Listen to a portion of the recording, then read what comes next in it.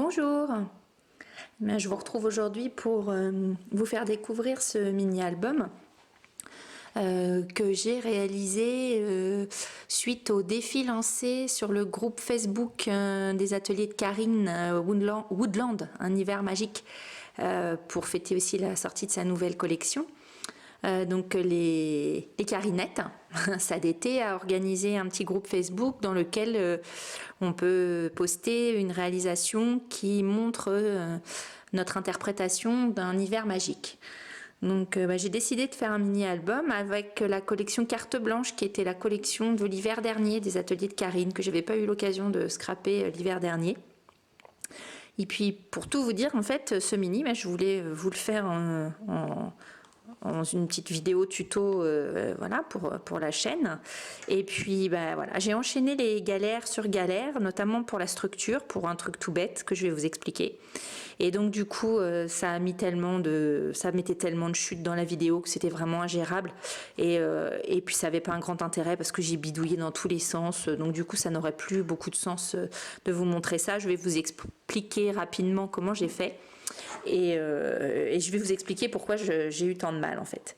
Donc c'est tout simplement un petit album classeur, donc avec un petit mécanisme de classeur, et en fait tout vient de là. C'est que ce mécanisme, je l'avais depuis un moment.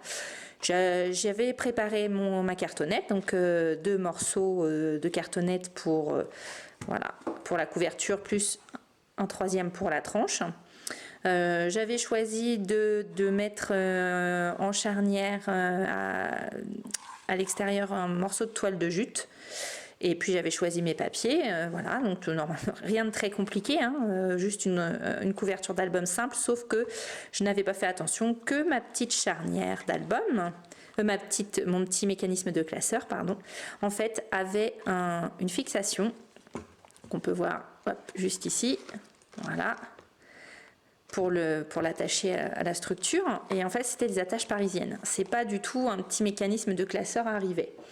Donc les petits rivets, vous faites un trou dans votre couverture, et puis ensuite on met le petit rivet comme on mettrait un peu un œillet par exemple, et on donne un petit coup de marteau pour pouvoir enclencher la partie mâle et femelle, et donc ça nous fait une belle finition avec à l'extérieur un petit rond comme on voit sur les classeurs de papeterie, avec un petit rond visible et qui est très propre à l'intérieur comme à l'extérieur. Sauf que là, les attaches parisiennes, dans un sens comme dans l'autre, ça ne marchait pas. Donc du coup, il a fallu trouver une autre solution, et c'est là que la bidouille a commencé. Donc j'ai d'abord posé mon papier de charnière, le papier ici intérieur, que j'ai collé simplement sur la partie correspondant au mécanisme de classeur. J'ai fixé mon mécanisme de classeur avec les attaches parisiennes. Ensuite, j'ai posé la toile de jute que j'ai collée de proche en proche jusqu'à arriver à l'intérieur pour ensuite la coller là, recoller le papier par-dessus. Enfin, ça n'a été qu'un long bidouillage. Bon, au final, ça va. C'est sans compter qu'il a fallu aussi creuser la couverture intérieure pour intégrer dedans la toile de jute qui faisait une telle surépaisseur que c'était vraiment pas très joli. Donc là on la voit encore un petit peu, mais pas tant que ça. J'ai creusé le carton en fait, j'ai creusé la cartonnette pour pouvoir gagner en épaisseur, pour pouvoir caser et coller ma toile de jute. Donc le seul défaut, c'est ça. Voilà, on voit légèrement les petites surépaisseurs des attaches parisiennes qui sont cachées sous la toile de jute. Voilà, donc je n'avais pas facilement un mécanisme de classeur à récupérer sur une boutique près de chez moi. Je ne voulais pas faire une commande et attendre plusieurs jours. Je voulais faire le mini, et donc j'ai pas eu la patience. J'ai essayé de me débrouiller comme j'ai pu avec les moyens du bord. Donc voilà l'histoire de ce petit album qui, pour la suite, est relativement simple. Donc j'ai utilisé essentiellement des produits des ateliers de Karine et quelques produits Florilège. Donc j'ai fait un petit livret sur la première couverture qui s'ouvre, voilà, comme ceci, d'un côté et de l'autre. avec un petit jeu voilà, de tampons, quelques petites taches et puis différentes encres. J'ai utilisé essentiellement la Versafine, la Smoky Grey, celle qui est légèrement grise là. Et puis j'ai utilisé aussi pour faire la petite mise en couleur, j'ai utilisé les Neocolor. Voilà, donc voilà, j'ai accommodé quelques die, des petites découpes des papiers. J'ai aussi embossé un petit peu quelques papiers aussi pour donner un petit peu de texture. Et j'ai joué voilà, essentiellement avec les papiers de la collection, les petites étiquettes, des tampons. Alors là, on retrouve des tampons des anciennes collections de Karine. Hop, je vais vous zoomer un petit peu. Hop, voilà. Donc voilà, j'ai embossé les tampons. C'était une petite couronne des collections d'hiver précédentes. J'ai aussi intégré donc des petites découpes dans du papier pailleté, dans le bling bling de chez Casey Art, c'est la teinte noire en fait. Alors, hop, mais du coup, je vous fais la pression en direct, c'est rare. J'en profite que je suis toute seule à la maison. Voilà, donc on a des petites... j'ai intégré des petits volets pour rajouter un petit peu de mouvement dans l'album. Bah, toujours des dies des diverses collections de Karine. Hein. Il y a aussi d'autres petits dies un peu ce type feuillage. Là, je me souviens plus.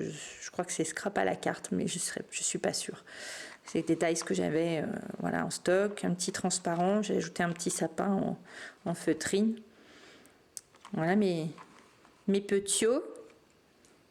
C'est des photos qui datent un peu, hein. Elles datent de 2013, c'est l'hiver 2013. On avait fait un week-end à Paris pendant les vacances de février.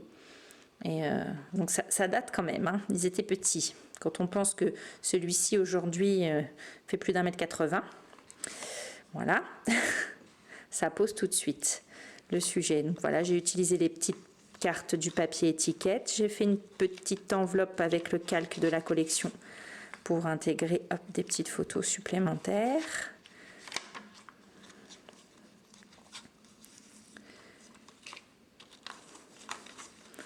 Voilà, j'ai joué avec les petits personnages du papier de la collection, que d'ailleurs Karine a sorti cette année en tampon. Voilà, toujours voilà, des motifs de papier, des tourées, des petits tampons, des tourées colorisées, toujours avec les néocolores.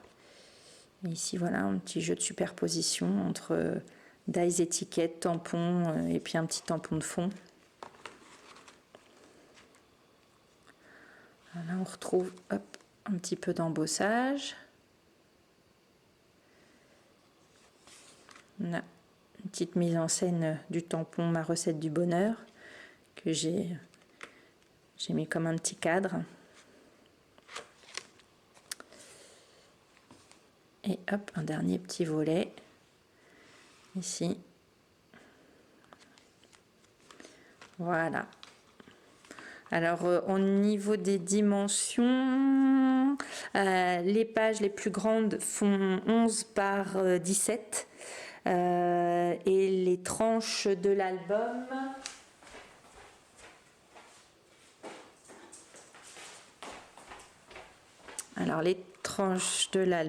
font, c'était du 12,5 par 18 par 18,5, 12,5 par 18,5 pour les deux couvertures et la tranche, donc 18,5 évidemment par 5.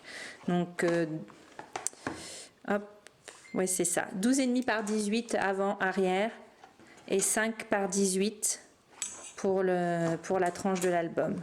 Et donc au niveau des pages intérieures, 11 par 17 pour les plus grandes. Et ensuite j'ai joué un petit peu, je fais jamais trop de prévision de dimension, ça vient un peu comme voilà, comme ça vient.